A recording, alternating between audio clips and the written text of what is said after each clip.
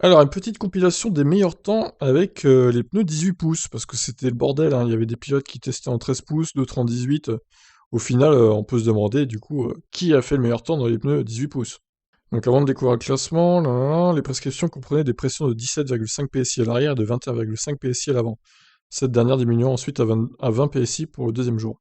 Les températures des couvertures chauffantes ont également été adaptées à celles qui sont utilisées l'année prochaine, 70 degrés pour l'avant comme pour l'arrière. Jusqu'à présent, c'était 100 degrés pour l'avant, 80 pour l'arrière. Après ces derniers essais de 2021, Pirelli s'est dit satisfait des résultats obtenus et s'apprête désormais à analyser toutes les données au cours de l'hiver, avant de débuter la fabrication des gommes pour 2022.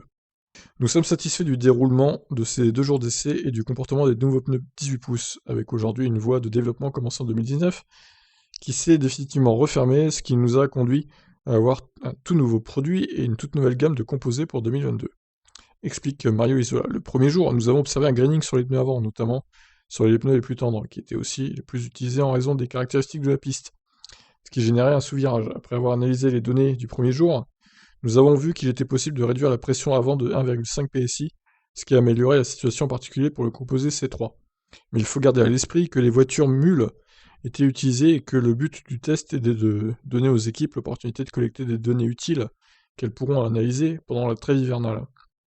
Nous ne pourrons voir les vraies valeurs sur le terrain que lors des tests de début de saison, et que lorsque les nouveaux pneus seront utilisés avec les monoplaces 2022 qui ont un ensemble aérodynamique complètement différent. De nouveaux freins et prévoient l'utilisation de jantes fermées. Sur la base des dernières simulations reçues par les équipes, les voitures 2022 devraient être 5 dixièmes plus lentes que les actuelles, ce qui est pas énorme. Un écart qui sera très probablement comblé d'ici la fin de la saison prochaine. En 2022, nous disposerons toutefois de 25 journées de tests qui nous permettront, si besoin, d'affiner le produit pour la saison suivante. Il ne reste plus qu'à attendre de voir les nouveaux pneus 18 pouces en action avec les nouvelles monoplaces. Donc compilation, après tout ce blabla des temps, tac, je vais dézoomer un peu pour que vous voyez bien. Voilà, parfait.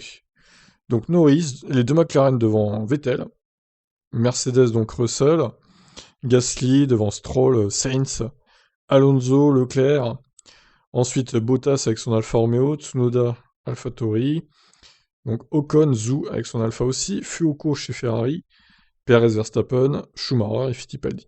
Bon, évidemment, on ne savait pas les quantités d'essence embarquées, hein. C'est pas totalement représentatif, c'est même pas du tout représentatif. Je constate que le pilote ayant fait le plus de tours, c'est Russell, chez Mercedes, avec 214 tours effectués quand même. Et le pilote anglais, faut qu'il s'adapte à sa nouvelle écurie, donc voilà.